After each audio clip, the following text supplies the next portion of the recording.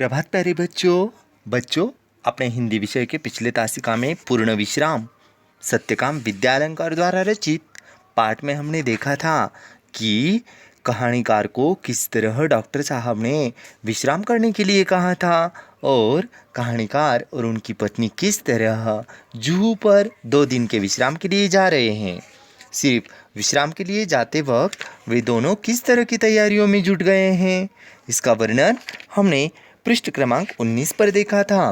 तो आज के तासिका में हमें देखना है आखिरकार जूहू की उनकी सैर किस तरह से होती है। दोनों पूर्ण तरह विश्राम कर पाते हैं या नहीं, या आखिर घर की कौन सी फिक्र उन्हें सता रही है, घर की कौन सी चिंता उन्हें सता रही है, इसका सुंदर वर्णन पेज नंबर 20 और 21 पर हम देखेंगे।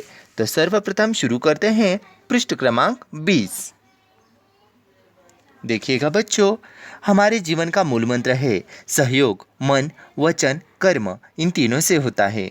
जीवन का यह मूल मंत्र मुझे भूला न था। श्रीमती जी ने मेरे कामों की याद दिलाने लगी और मैं उनके ऊपर उपकार के बदले उनकी चिंताओं में हाथ बांटने लगा।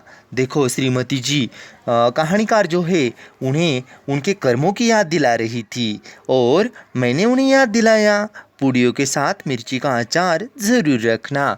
यानी दोनों एक दूसरों का सहयोग दे रहे थे, एक दूसरों को मदद कर रहे थे, एक दूसरों को याद दिला रहे थे कि आखिरकार सैर पिकनिक को जाते वक्त वो किस तरह की यहाँ पर तैयारियाँ दोनों में हो रही है। देखिएगा गौर से।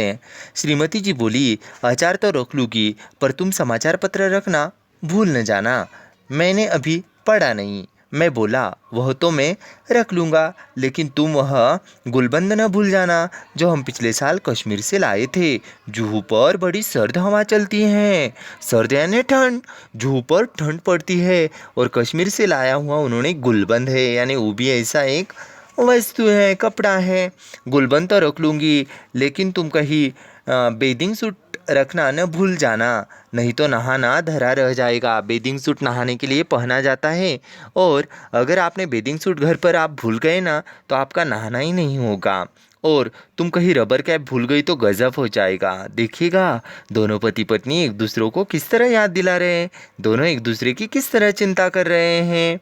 तो देखो, वह तो रख लूँगी लेकिन कुछ नोट पेपर लिफाफे भी रख लेना, और देखो राइटिंग पैड भी ना भूल जाना।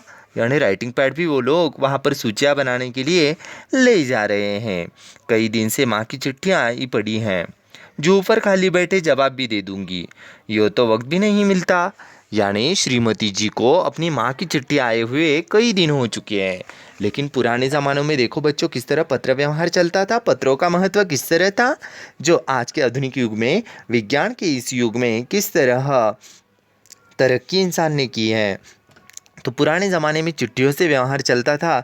तो श्रीमती जी की माँ ने बहुत दिनों से उन्हें पत्र भेजा था, लेकिन उस पत्र का जवाब श्रीमती जी ने नहीं दिया था। उन्होंने सोचा जूहू पर 2 दिन विश्राम करेंगे तो वहाँ खाली समय में मैं क्या करूँगी, अपनी माँ को पत्र भी लिख दूँगी।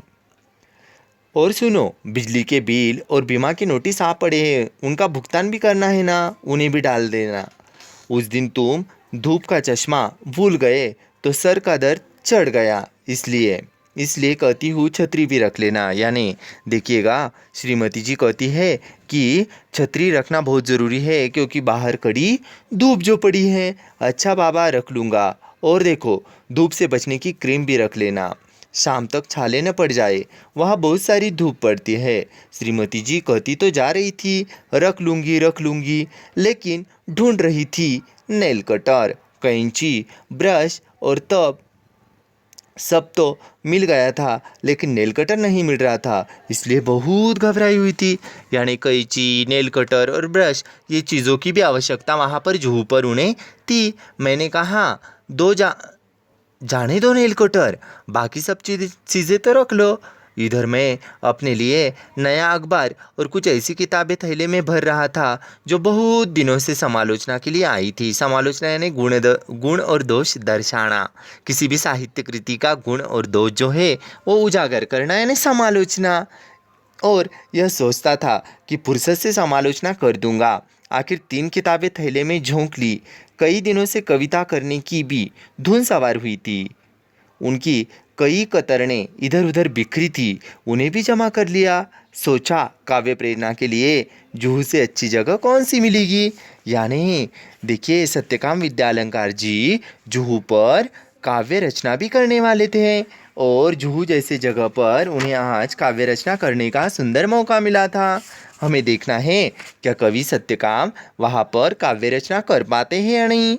जूहू की सैर में दोनों पति पत्नी किस तरह का समय बिताते हैं।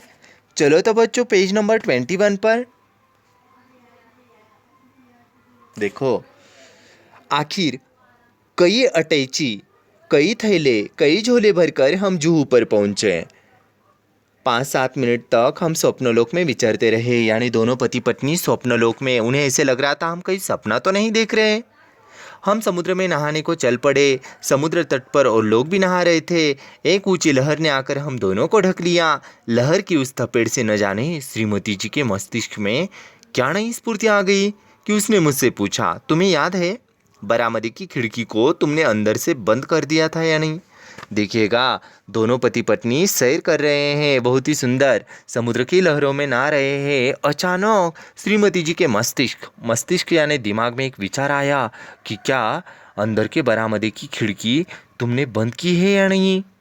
मैं उठ खड़ा हुआ। मुझे तो सब कुछ याद नहीं पड़ता।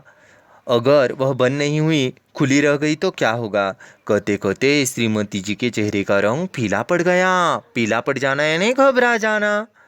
मैंने कहा चलो छोड़ो अब इन चिंताओं को, जो होना होगा हो जाएगा।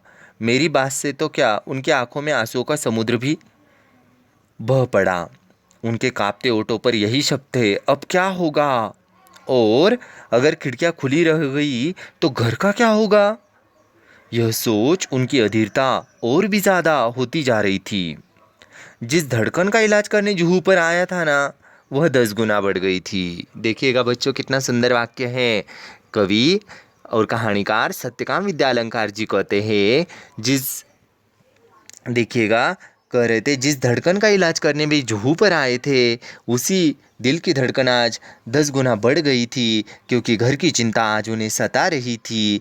क्या बरामदे की खिड़कियां सही तरह से बंद है या नहीं, वह भी उन्हें आज याद नहीं आ रहा था। मैंने तेज़ी से मोटर चलाई। मोटर का इंजन धक धक कर रहा था, लेकिन मेरा दिल उससे भी ज़्यादा तेज़ रफ्तार से धड़क रहा था। जिस रफ्तार से हम गए थे ना, दूनी रफ्तार से वापस आए। अंदर आकर देखा कि खिड़की की चटखनी बदसूरत लगी थी। बदस्सूर लगी थी। बदस्सूर यानी ठीक ठाक, अच्छी तरह से सब ठीक ठाक था। मैंने वह लगाई थी, लेकिन लगाकर भूल गया था लगाई या नहीं। और इसका नतीजा यह हुआ कि पहले तो मेरे ही दिल की धड़कन बढ़ी थी, अब श्रीमती जी की दिल की धड़कन बढ़ गई। मुझे याद आ रहे पूर्ण विश्राम और पूर्ण निरोग। साथ ही यह विश्वास भी पक्का हो गया, जिस शब्द के साथ पूर्ण लग जाता है ना, वह पूर्ण भयावह होता है। भयावह यानी डरावना, भयावह यानी डरावना। देखिएगा जीवन में पूर्णता कभी नहीं होती, जीवन कभी पूर्ण नहीं होता। हमें जितनी भी इच्छा आकांक्षाएं बढ़ाते हैं, आशा हमारी बढ़ती जाती है, उम्मीद हमारी बढ़ती जाती है, तो समाधान हमने जीवन में मानना चाहिए, समाधान में ही सुख खोजना चाहिए। इसका सुंदर वर्णन आज के तासिका में कवि सत्यकाम विद्यालंकार जी अपने पूर्ण विश्राम इस पाठ में कर रहे हैं कि जीवन की भागदौड़ भरा जीवन किस तरह है, इसमें पूर्ण विश्राम कहीं भी नहीं है। इसका मानो सुंदर वर्णन कहानीकार सत्यकाम विद्यालंकार जी कर रहे हैं। तो बच्चों इस पाठ के प्रश्न उत्तर हम अगले तासिका में देखेंगे। तब तक के लिए धन्यवाद सभी को।